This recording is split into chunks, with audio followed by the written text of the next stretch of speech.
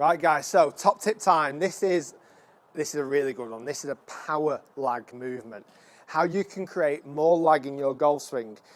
Lag is, in its simplest form, the angle that you maintain during the downswing. It helps generate club head speed. So if you can create lag, you can create more club head speed, you can hit the ball further.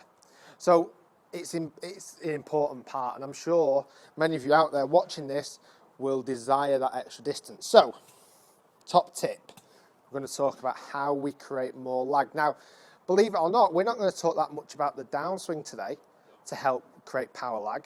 We need to talk about the backswing and certainly the takeaway.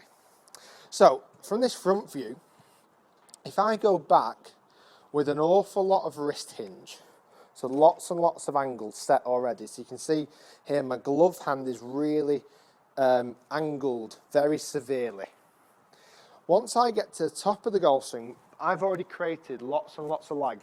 Generally you would see the club overswung, and again that makes it a little bit harder to get any consistency. So I've created lots of angle already. Now during the downswing then, it's more likely that I'm going to uncoil the angle during the downswing. So if you create loads going back, you're more likely to lose it coming back down. So you might create loads and loads of angle. You might be going, right, I'm creating lag. But unfortunately, once you get to the top of the swing, that lag starts to uncoil because you can't create anymore. And trying to maintain that much is very, very difficult. So, top tip, this is how you're going to create more lag. We need to reduce how much angle we use going back in the swing.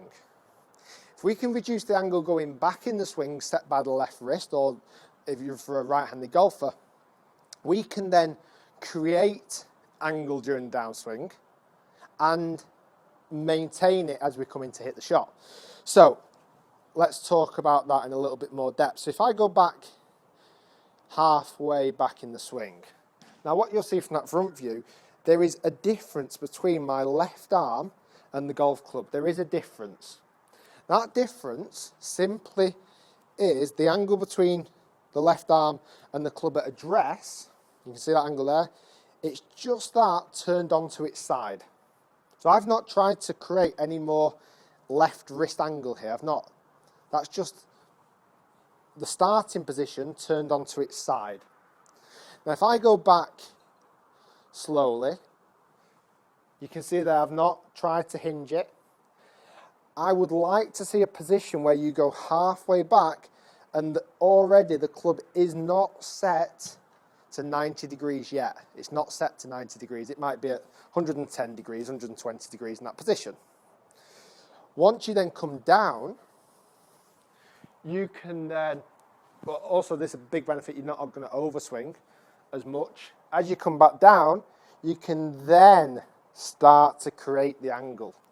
It's then that you want to start hinging that left wrist position. And that's where you create that power lag. That's how you're going to help hit the ball much further. So, you're going to go back with no wrist hinge. You're going to get to the top, and then you're going to create lots and lots of it. Now, the creation of it mainly comes, well, it comes from two sections, really.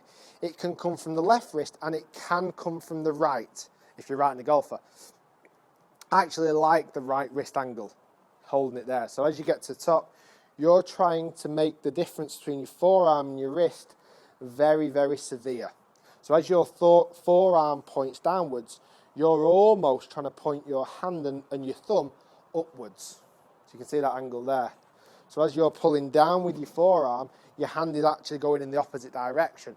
And that's how you're going to create that extra bit of lag. But, top tip, no lag going back.